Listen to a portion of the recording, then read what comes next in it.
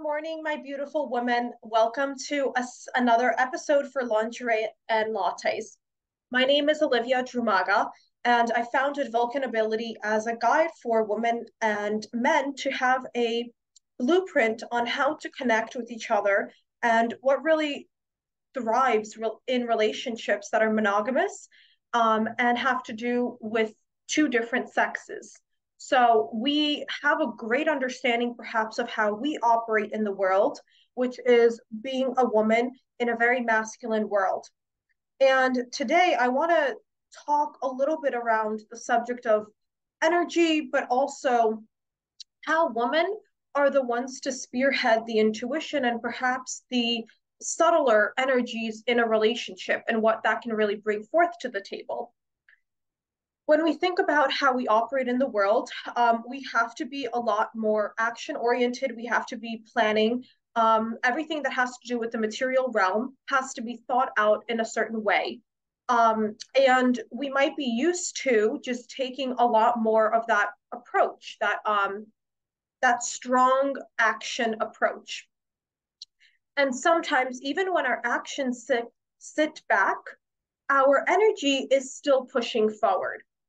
So, what I want to bring up is around two different things today. The first one being when we don't think that we're being aggressive or we are in our masculine, it might not be portrayed that way from a physical standpoint because let's say you're being a lot more calm around your partner, you're looking for ways to receive the love versus give the love. But if our energy is constantly going, well, where is it? I've done XYZ for you. What have you done for me? That sort of external approach, that sort of masculine imbalance is potentially also driving away your receptivity because even though your actions might tell you that you're in your feminine, your energy speaks louder than your words.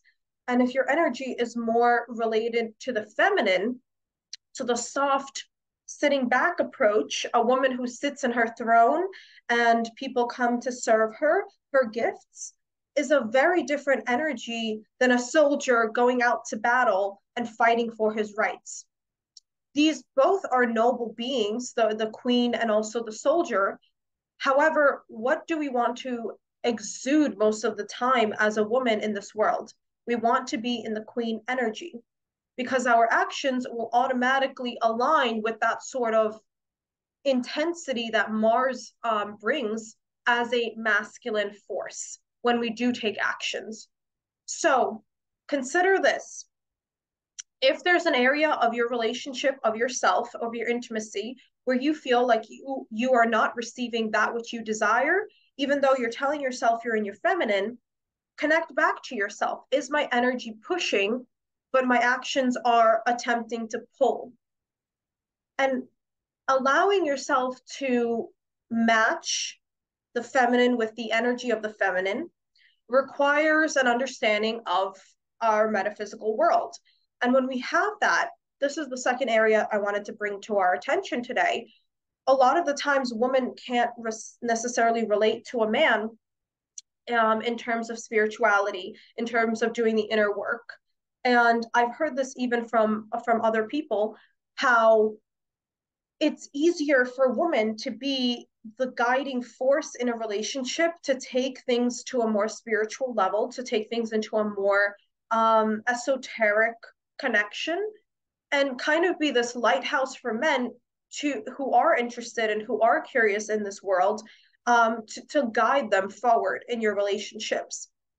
So I just want to challenge, also based on another mentor who also shared this theory, that let's say we shouldn't be searching for a man as equal to us in our spiritual realm, because every man and every woman has different strengths and weaknesses.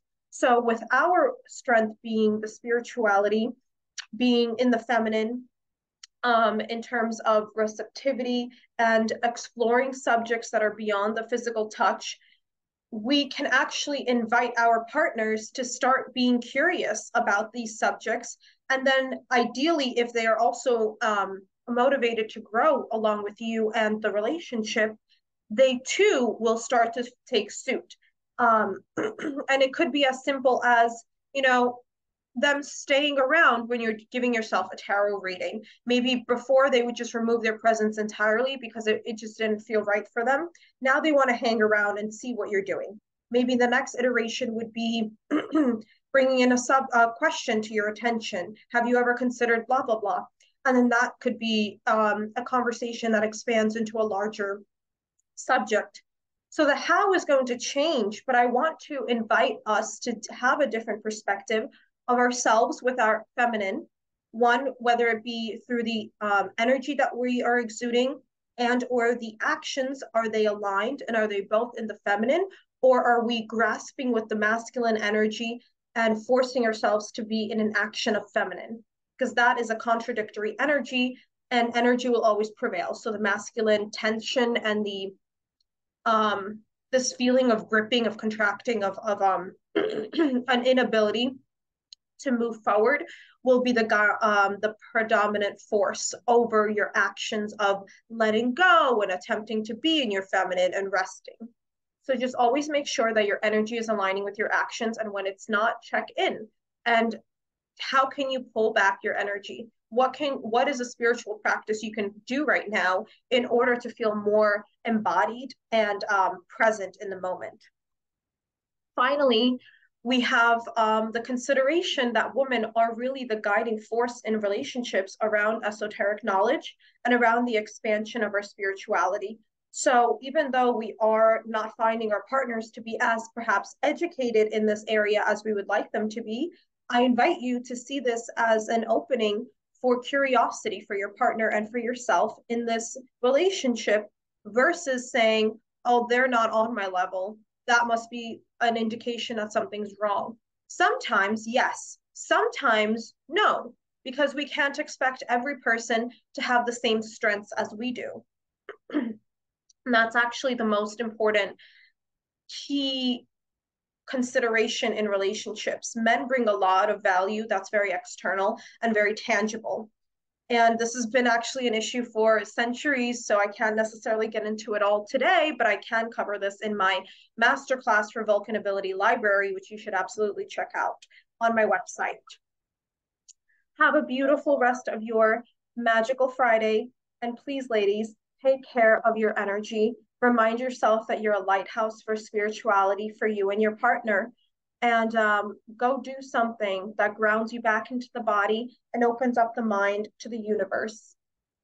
Thank you.